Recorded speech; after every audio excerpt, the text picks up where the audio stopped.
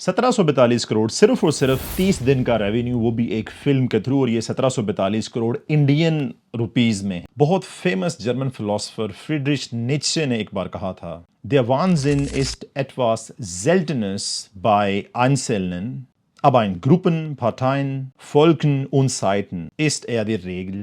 अफराद में दीवानगी कम होती है, लेकिन ग्रोहों, जमातों, कौमों और अदवार में यही एक आम असूल बन जाती है।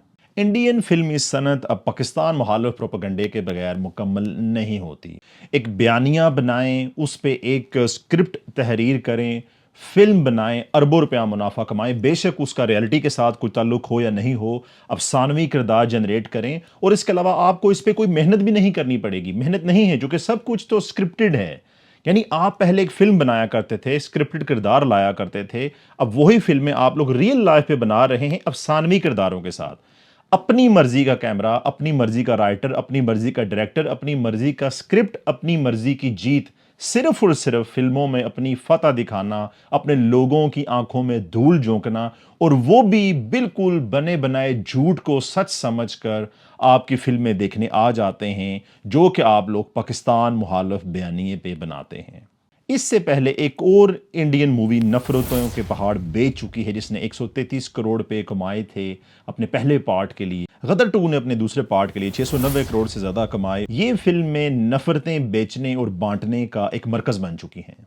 बात यहीं पे ख़त्म नहीं होती। दी फैमिली मैन या फिर दी बॉर्डर ऑफ ब्लड जैसी वेब सीरीज़ भी यही बयानियाँ बेचना शुरू हो गई हैं, चूँकि बात जहाँ पे पैसे कमाने की हो तो वहाँ पे फिर इंटरनेट कैसे दूर रह सकता है। यही वजह है कि फिल्म साज अब तहकीकी मवाद या काम को पसे पुश्त डाल देते हैं, बल्कि अफसानवी किरदारों को आगे ला के खुल्लम खुल्ला पैसा कमा रहे हैं। इसीलिए आपको इंडियन इंडस्ट्री में ऐसी मुस्तनद फिल्मों की तादाद इंतहाई कम मिलेगी जो कि ट्रू हिस्टोरिकल फैक्ट्स पे बनाई गई हों, बल्कि जज्बात उबारें और करोड़ों रुपया कमाएं। एक और तासर भी मजबूत हुआ वक्त के साथ कि जब इंडियन मीडिया ने मई 2025 की जंग पे फिल्में बनाने के लिए धड़ाधड़ कोशिशें शुरू की।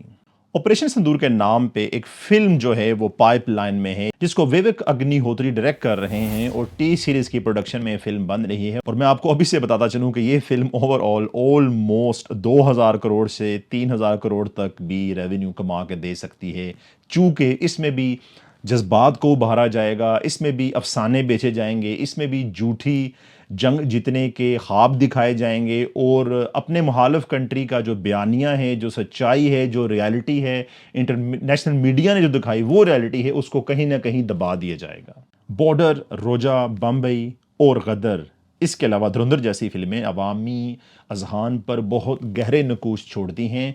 लोग इस प्रोपेगेंडे का शिकार बनते हैं कि उनकी अफवाज बहुत ताकतवर हैं, और जो कुछ उनको मीडिया पे दिखाया जा रहा है वो सच है। हालांकि इंडियन मीडिया का जो सच है वो आप लोग मई 2025 की जंग के दौरान देख चुके थे कि किस कदर गैर मेयारी बयानिए को फ़रोग़ दिया गया, झूठ बोले गए, जो कि इंटरनेशनल मीडिया की रिपोर्टिंग के साथ कहीं पे भी मेल नहीं थे खाते। हम ये नहीं कहते कि आप लोग पाकिस्तानी रिपोर्टिंग को देखें, पाकिस्तानी न्यूज़ में दिखाए गए फैक्ट्स को मानें, चूँकि जब जंग होती है तो सबसे पहला कत्ल जो है वो सच का होता है। झूठ हर तरफ बोले जाते हैं, प्रोपेगेंडे को फ़रोग़ किया जाता है, लेकिन इंटरनेशनल मीडिया मौजूद है, आप उसको फॉलो करके फैक्ट्स को चेक कर सकते हैं। आप क्यों नहीं करते? आप क्यों अपने बयानियों को फ़रोग़ देते हैं? ये बयानिया अवामी अजहान में परवान चढ़ता है। वो बच्चा, वो टीनेजर जो छोटी एज में फिल्में देखता है, उसका जहन एक खास तासुर पे नफरत की आग में जल जल कर इतना ज़्यादा ख़राब हो चुका होता है कि फ्यूचर में जब वो कुछ बड़ा होता है तो छोटा सा वाक़या हो तो एक डंडा उठा के वो किसी भी मॉब का हिस्सा बन के किसी भी दूसरी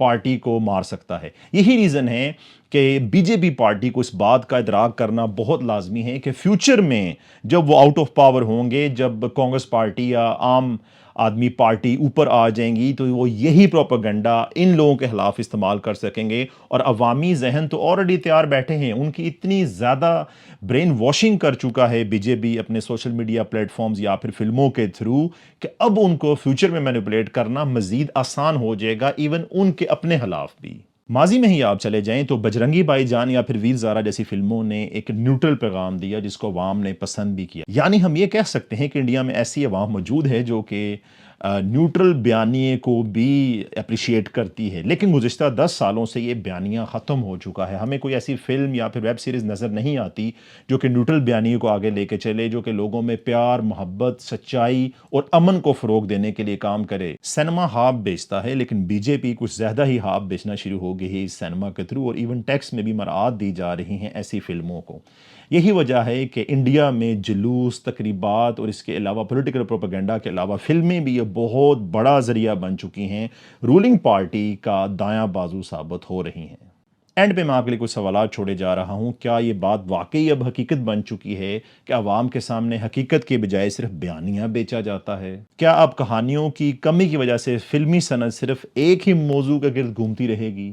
یا پھر یہ ایک سوچا سمجھا طریقہ کار یا حکمت عملی ہے جس کے تھرو عوامی سوچ کو ایک خاص طرف موڑا جا رہا ہے؟